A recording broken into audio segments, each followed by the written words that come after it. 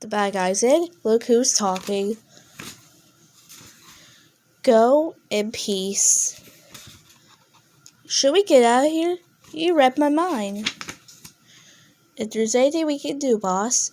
He was a great guy, boss. Boss, huh? How does that feel? It feels weird, man. I mean, have you seen this? News bulletin. There's a new beast in town. We've hit the big time, man. Well, I guess we ought to celebrate. Now you're talking. Rev, rev, rev. Screech. Shuffle, shuffle, shuffle. Hey, watch your lady. Don't you know who this is? Shuffle, shuffle, shuffle. Yeah, shuffle, shuffle, shuffle. I'm the new big bad wolf. Whoa, ha, ha, ha, vroom. What did you say? I am the one. You can talk? Surprise! Who are you? Not here. We need to leave right now. Oh, I think there might be a problem here, guys. We can't leave here. We can't just leave her. Ellen sacrificed everything for me. We have to keep going. We owe it to her. We cannot stop now. I don't understand. Guys, problem. Come with me. Stop them! Loop. Chapter 2. Rhonda? Voom. Smack. I thought I had got the hang of that by now. What? This way. They won't be far behind. We need to get moving. What's up? What's up? Okay, I don't have long, but I imagine you probably have a few questions. What do you want to know? Today would be good. Just give me a second. We don't have a second. Alright, give me a break here. Just breathe. Alright, who are you? Who am I? Yes, yes, yes. Who are you? Breathe. Blargle, blargle, blar. I am Rhonda, and I'm probably a little older than you might imagine.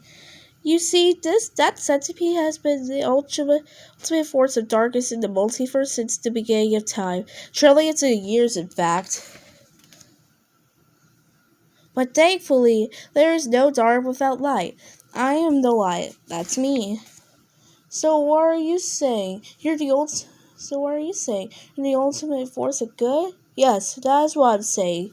And for trillions of years, I've been protecting the multiverse from the ultimate force of darkness. God, here I am again. Wait, you're trillions of years old and you are the ultimate force of goodness? You can talk? And your name is Rhonda? Yes, keep up, Wolfie. For many lifetimes, I have been able to protect the multiverse because I have an advantage over God. I can glide through space and time. Distance is no obstacle for me. Time is no obstacle. I can cross galaxies.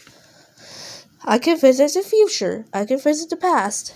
I have no limitations. But over time, God began to develop the same powers. He found the wormholes and loopholes I learned to manipulate others to find my doorways. The doorways are yours? Yes, and he has never meant to know about them, but he found out and used all his powers to open them. That said, for 1 trillion years, I kept him at bay. Well, I did until the prophecy. The prophecy? What prophecy? I had a vision, a terrible vision. I saw a giant battle between myself and Splargon. Here I am in the vision. But I also saw a vision of a creature that would allow Splargon to enter the final realm and take control of the entire multiverse.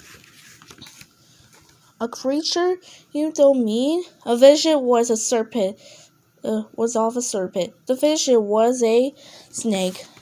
Chapter 3. If your life was a series, we should walk and talk. He'll be coming. Wait up. So you're telling me after trillions of years protecting the multiverse, you suddenly knew that disaster was coming because you had a vision of my little bunny snake? Yes, but he was just a small-time crew. A small-time crew wasn't trying to be good. I might add out of all of the snakes of the world, but on Earth, did you know it was him? I did. Not for sure. That's one of the reasons I sent my apprentice along to keep an eye on him. Your apprentice? Your apprentice? Ellen. Ellen? Okay, let's imagine that your life is a book series. Can you do that? Yes I can. As a matter of fact, well, that can cast your mind back to Book 3. Do you remember that when you thought you met a ninja who turned out to be Ellen?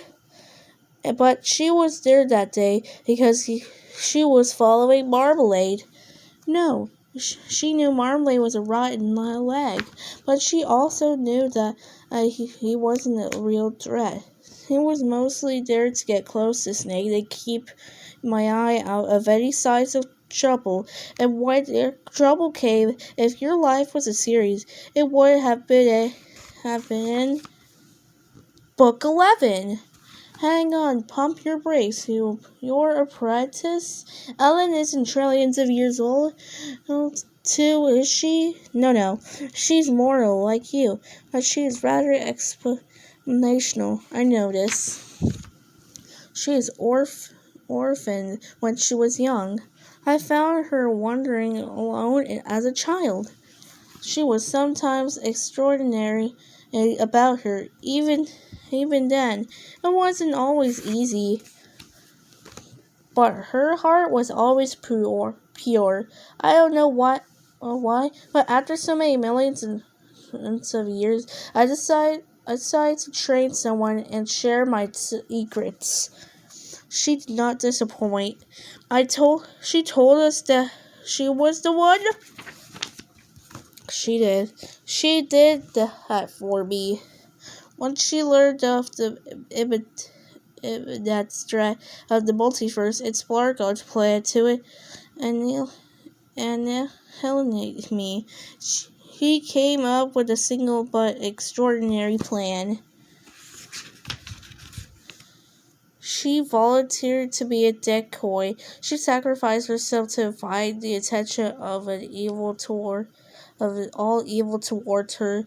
She was a decoy with but her powers. She had amazing powers. When Splargods burst through into our realm, I transferred some of my powers. What? If your life was a series, it would have been in book 11, probably on page 144. If you had to guess, it'd be really specific for some reason. Here I am, transferring my power. I remember that. Wait, I gave Ellen powers, but you have powers to Parama too? Yes, I thought it would be safer if there was someone else I could secretly send messages to. That way I could send guidance to either of them if we all get split up. He's done a rather marvelous job too, whether he knows it or not. But there was also one completely unexpected side effect. Parama accidentally passed some of my power onto his father. This proved wonderfully useful, though, as if it allowed them to communicate too. Papa, Pepe, and it also helped me in other ways. Cardinal. So Ellen doesn't really have a magic hand? No, but I'll tell you this. If any of you tried to do what she just did, my power would have destroyed you. She spent her whole life training for what she just did. Only someone as amazing as her have pulled it off. She sacrificed herself for all of us. She's a true hero. Chapter 4. It really is kind of like a series. We might want to try jogging, okay? So the others were never actually meant to join with Ellen? No, they were always coming for me. Ellen just tricked the forces of darkness into thinking we were coming for her, Tricky Fox. So, they're part of you now? Yes, there are me. I hid parts of myself. I knew Splargon was coming to destroy me. I hid everything but my purest survival instincts. That made me a little grouchy. Ellen even started calling me short fuse, cheeky fox. I hid my intensity. I hid my integrity. I wished my wisdom and my magical hair. And to be safe, I traveled back just a few million years and hid my kindness, humility, and intelligence back to the Cretaceous period.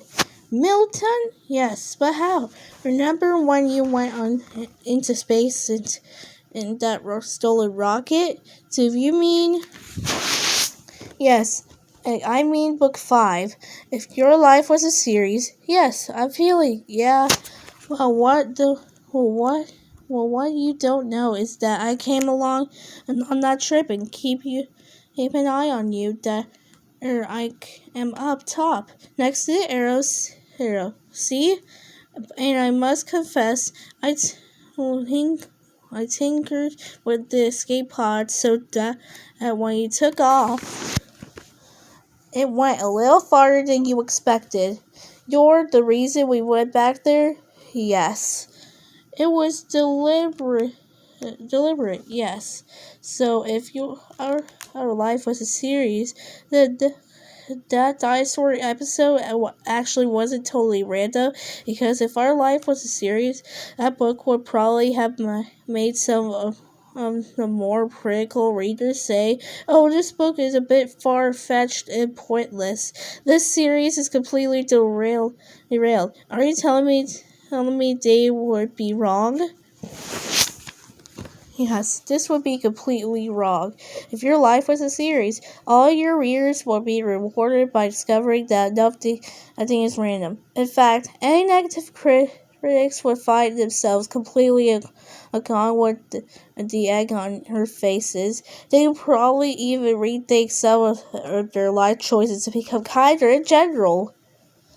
So you sent us back to get Middleton because he was a part of you, so that you could in 60 million years in the past? Yes, but I made a terrible mistake. What? What? Do you remember how the escape pod gave you superpowers? Yes, the book 7, and then expanded upon brightly in book 8.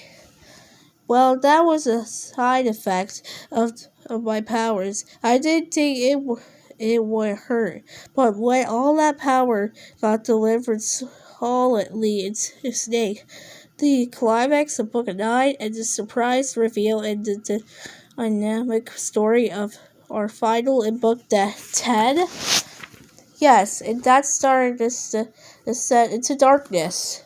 I undid all the good work you had done. You were right. Your instinct was right. Sting is good at heart, but so many things have pulled him in the wrong directions. Having so much power tripped him over the edge. Splargon felt his powers and was drawn to him. This allowed him to take control of Stake, and this caused the prophecy to come true. After protecting the multiverse for so long, I am the one who has put it in danger. But now you're complete again. You are back with the others? You're back with the others. Doesn't that mean you're ready to defeat him? I wish it was that simple. The prophecy spoke of a great battle between me and Splargon. Yes, but it also foretold for of another battle to be fought at the same time between the serpent and the beast. The beast? What beast? The beast, I'm afraid, is you. Chapter 5, The Beast. I don't understand, Mr. Wolf. I've been watching you for a very, very long time. I've mowed, I've monitored many snakes and many beasts for thousands of years. Vroom. But the day I saw this, I had a very particular feeling of dread. Why? Because you two, it seemed like like the perfect suspects.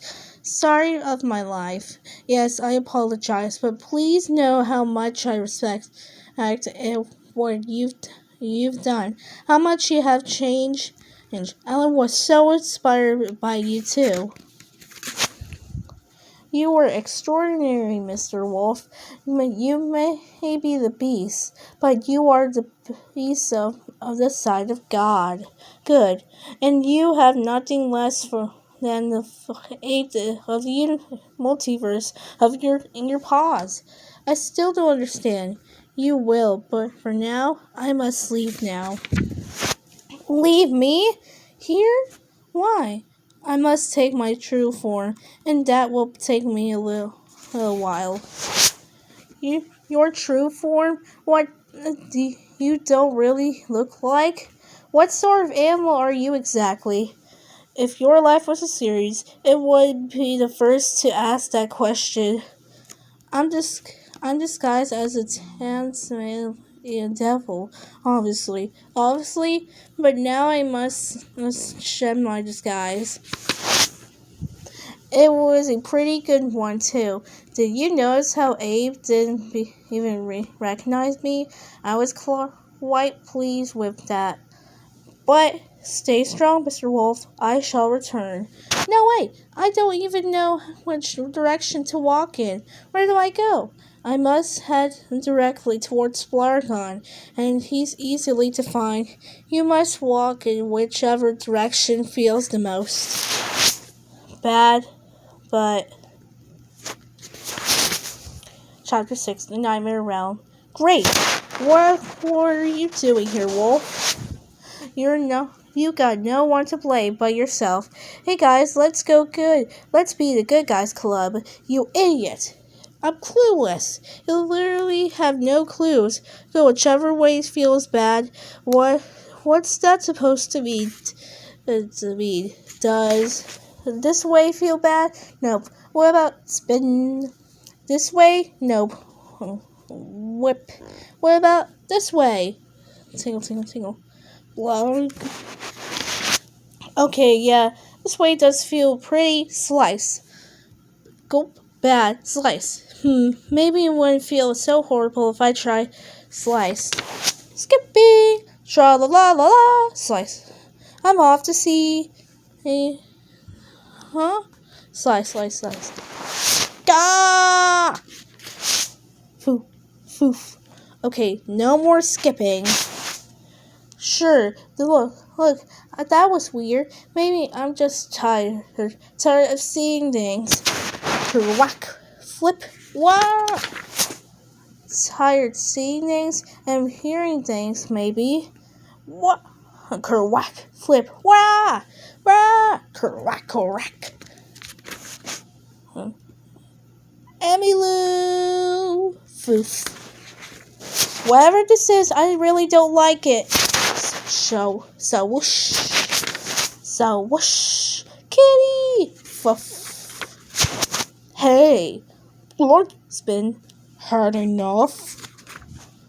Chapter 7, Old Pals. Seriously, what was that? That was what where waits you if you stay on this path. Listen to me, buddy. I know stuff now. I know the truth about this centipede, and I know the truth about the one. And I know that you're on the wrong team, man. This is going to end badly. Oh, really? Yes, we don't belong here, buddy. I mean, really, what are we doing here? Good question. Tell me, what does this place remind you of? Nothing. Well, it reminds me of nothing. Oh, you can do better than that. What does it remind you of? It reminds me of a nightmare. Well, you do get it. I knew it. Don't you see? This is preciously where we do belong. This is the nightmare realm. This is where the stuff on nightmares was born. The sharks, the snakes, the wolves. This is where we were born. That's crazy. I wasn't born there, and neither were you. Perhaps not literally, but the idea of us was born here. And my idolatry of monsters. The creature up under the bed. That scary ones that who hold so much power over the scared ones. You are powerful. You are powerful here.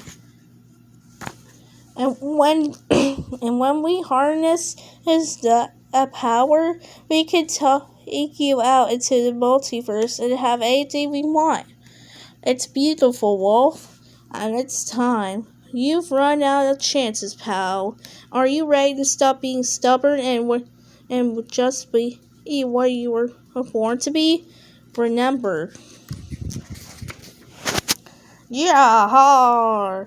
No, that's not me anymore. I'm not what? Not bad? I think I'm just forgotten how good it feels, but don't make my word for it. Hey you. How does it feel to be bad? It feels good. Chapter 8, Tricky Fox. No. Don't be afraid, Wolfie. You don't know what you're missing. Ellen, not you. Oh, don't be such a baby. This feels awesome. Doesn't it, though? No. No, what? What is your problem, Wolf? This isn't you.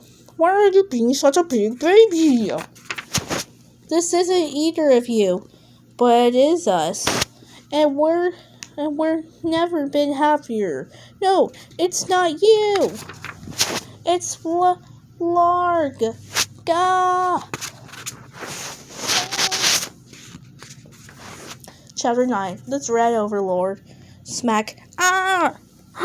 You're not so big. Squeal, squeal, squeal, squeal. Squeal, squeal, squeal, squeal, squeal, squeal.